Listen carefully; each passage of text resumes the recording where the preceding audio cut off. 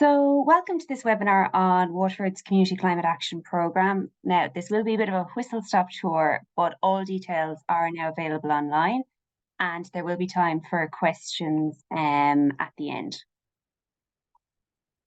So, first of all, let me introduce myself. I'm Susan Lee. I think I've met a good few of you. I'm the Community Climate Action Officer in Waterford City and County Council, and I'm looking after the Community Climate Action Programme for Waterford. A big part of my role is helping people during the application process for the programme and also helping those who have been awarded funding. So, about the programme. This is a national programme and it is part of the government's plan on meeting the climate action targets. And it's specifically aimed at community groups who want to take action at a local level, and which we can already see happening all around us in every county across the country. So the overall objective, which you're going to hear repeated a lot, is to support and empower groups to shape and build low carbon, sustainable communities that contribute to national climate and energy targets. So under Strand 1 of this programme, 24 million is being made available for community groups across the country to carry out climate action projects. So 564,000 has been allocated from this pot to community groups in Waterford. So the money is specifically for community groups to carry out direct climate action projects. 100% funding is available and groups have 18 months to complete their project. So this programme, it's an opportunity for groups to take a holistic approach in making their community less carbon intensive and more sustainable for the future. So groups can look at a wide range of climate action projects or initiatives and create a meaningful kind of like place-based project. To be honest, such a broad and generous funding, it's a bit unusual. So projects could be anything from energy upgrades to a building, setting up a community composter, installing bicycle parking, biodiversity project. The sky's the limit. So a successful project will be able to show how at the end of 2025 or at the end of the 18 months of the project, how they have made their community more low carbon and more sustainable. For some, this is going to be a small step, and for others, it's going to be a big step. And talking about aims, it's just to kind of maybe put into a bit of perspective that Ireland's aiming for a 51% reduction in emissions by 2030 and carbon neutrality by 2050. And Waterford City is aiming to be decarbonised by 2040. So a question to kind of ask yourselves is, what is your community aiming to achieve through the Community Climate Action Programme? And how can you kind of make your community even a better place to live? So this programme is aimed at community groups. So it is inclusive and it's open to a diverse range of groups.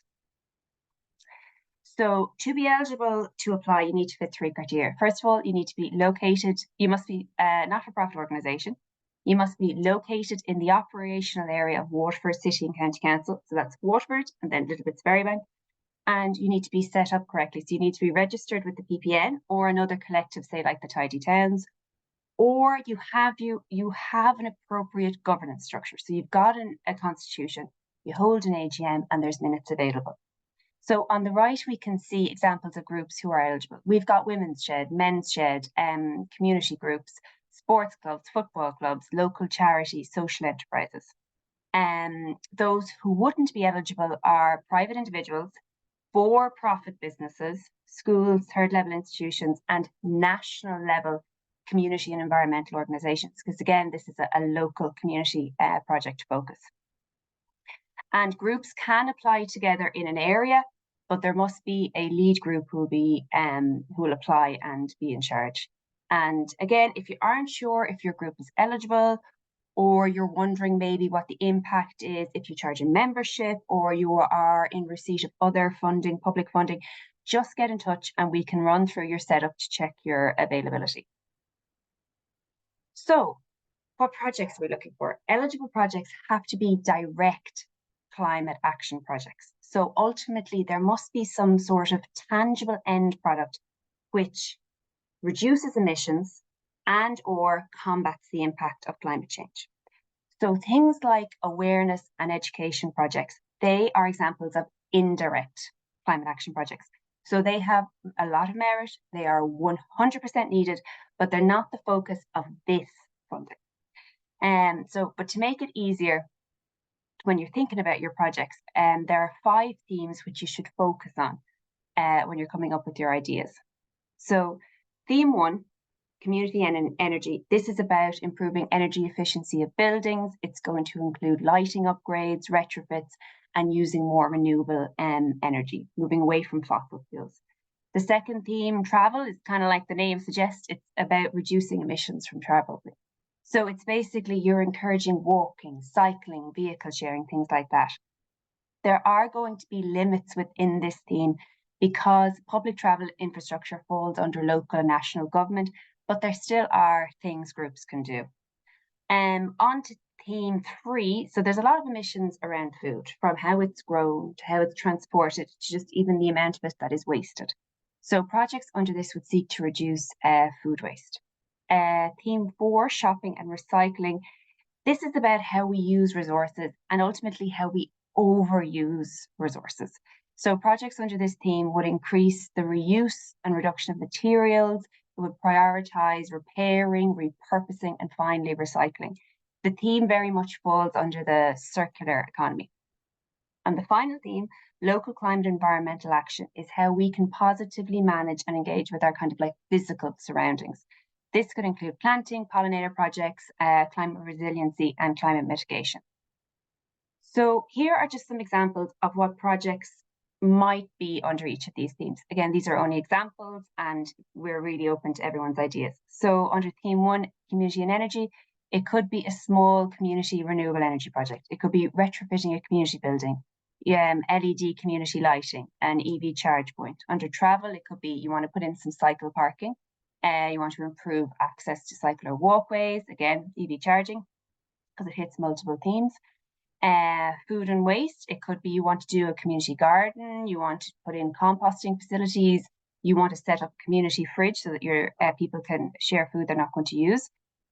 Shopping and recycling, it could be you want to set up a repair hub, you want to get sport reusable kits going, you want to set up a library of things, or it could be something simple like a water refilling station.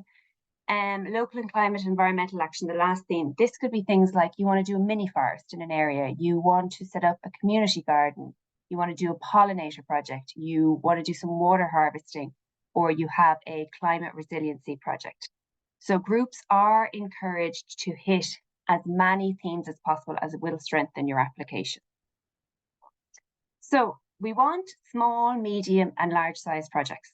Again, this program is open to groups taking a small step, maybe a beginning step to being more sustainable, and those planning something much bigger.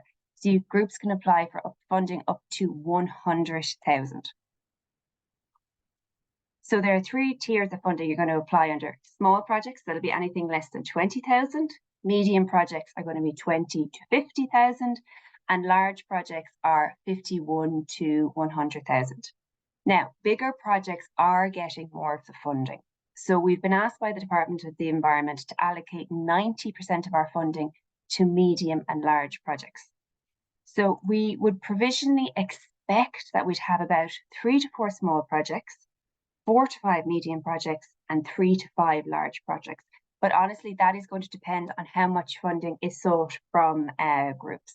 Now, it is likely to be competitive, but there will be another round of funding available once the first phase of projects are completed. Groups are going to have to self-certify that they don't have the funding available to undertake the work without the grant, or that the grant is allowing them to do more work which they otherwise wouldn't be able to afford to do. And now this is a reimbursement grant, but if groups require bridge financing or say pre-funding, we can provide that. Now, so talking about costs and funding. So the programme will predominantly cover capital costs. So all costs have to be for the sole purpose of implementing the project. They must be good value for money and they must comply with state aid rules. Now, state aid rules, they're there to make sure that trade isn't affected at the EU common market level with public money. And I would say for 95% or more of groups applying for this programme, this is going to be straightforward and irrelevant.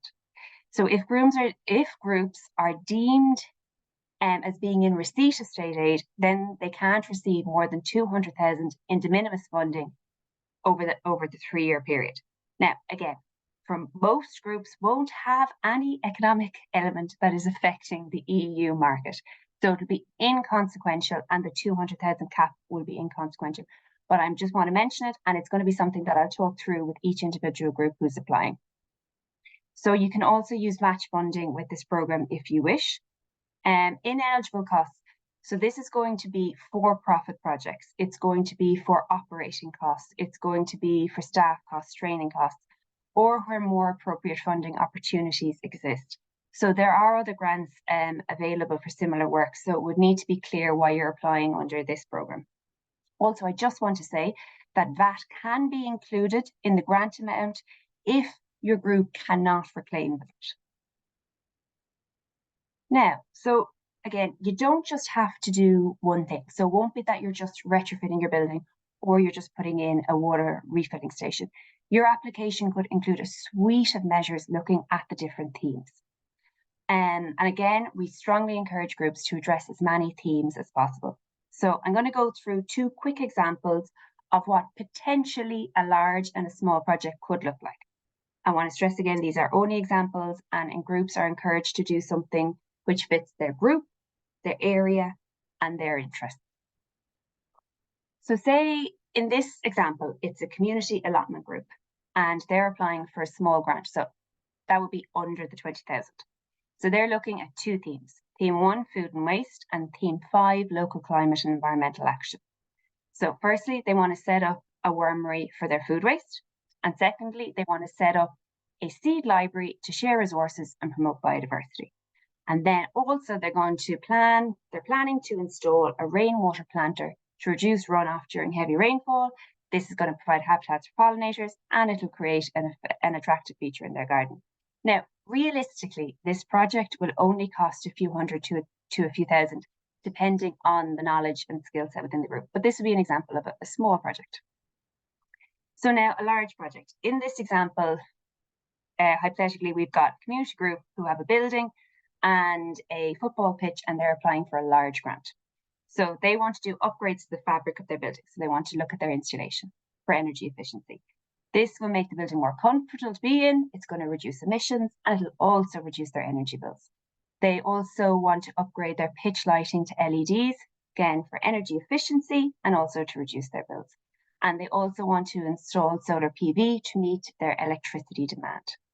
To encourage active travel, they'll install cycle and scooter parking. With some of the unused green space, they're going to install a community garden and plant a number of native trees.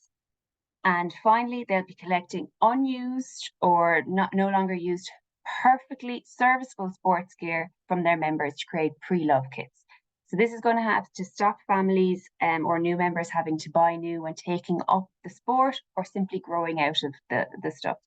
This is going to save people money, and it's going to keep resources cycling within the community. In this example, all 5 of the programme themes are being ticked.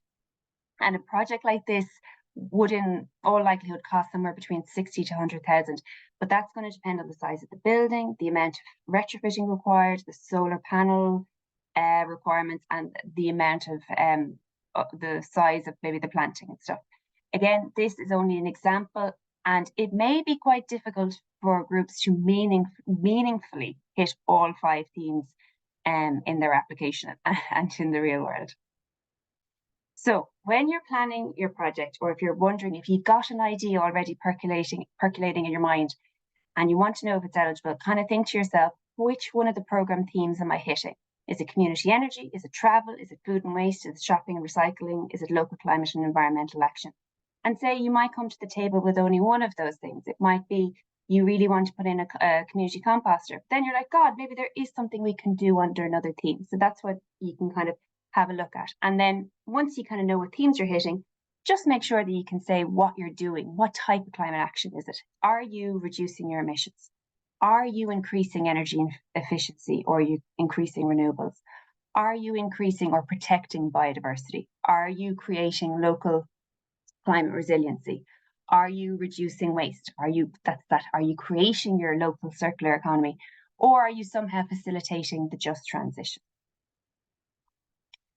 Now, so you have your project idea, where can it happen? So all projects must be in the operational area of Waterford City and County Council. So again, all of Waterford and parts of Ferrybank. So the space must be available to the community, and the projects, they have to be completed with 18 months, but they really should be going for at least a 5-year period if possible. So a project could be on community-owned land or in a building. Now, if the facility is leased, that's not a problem, but the duration of your lease must be 5 years after the end of the project.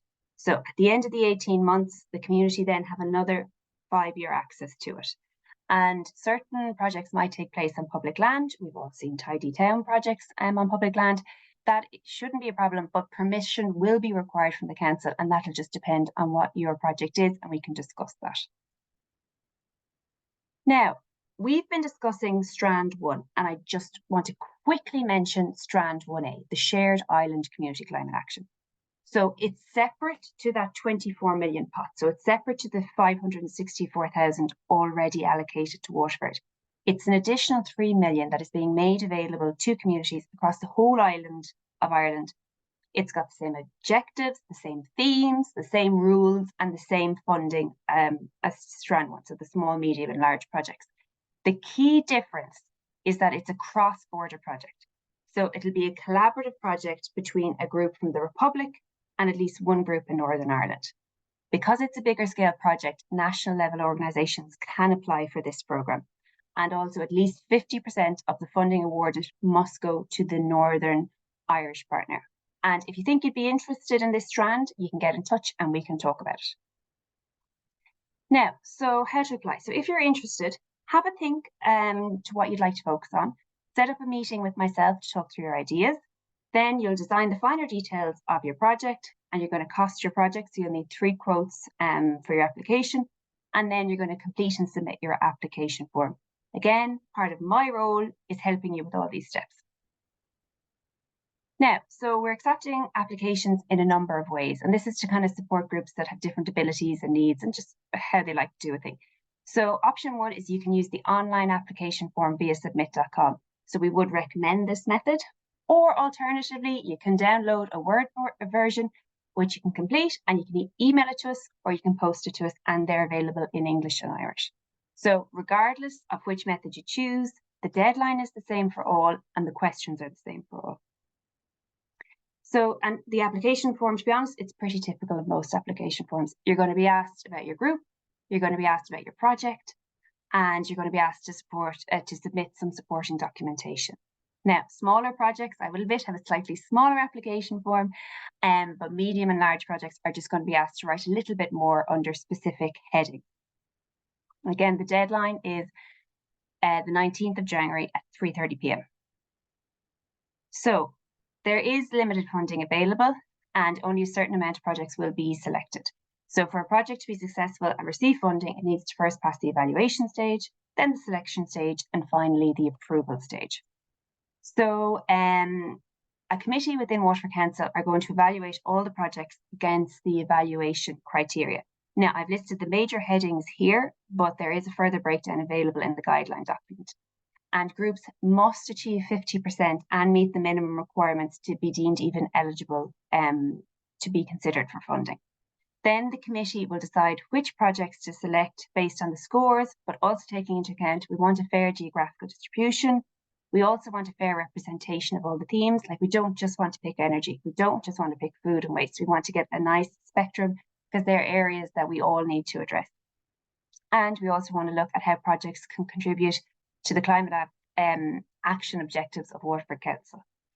And finally, we will submit our proposed projects that we would like to see put through to the Department of the Environment. And it's actually the Minister for the Environment, Climate and Communications who has final approval for all projects. And this is the same nationally.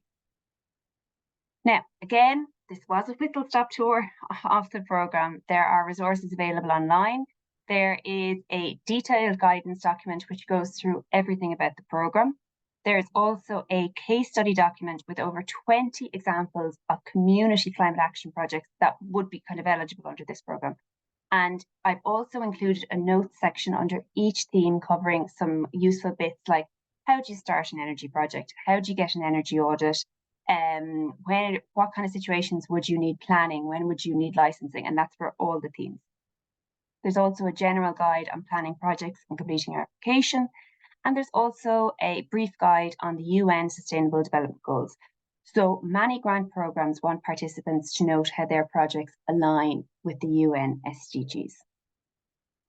Now, so after this webinar, what are the next steps? So organise a meeting with myself, the Community Climate Action Officer, and we'll discuss your project.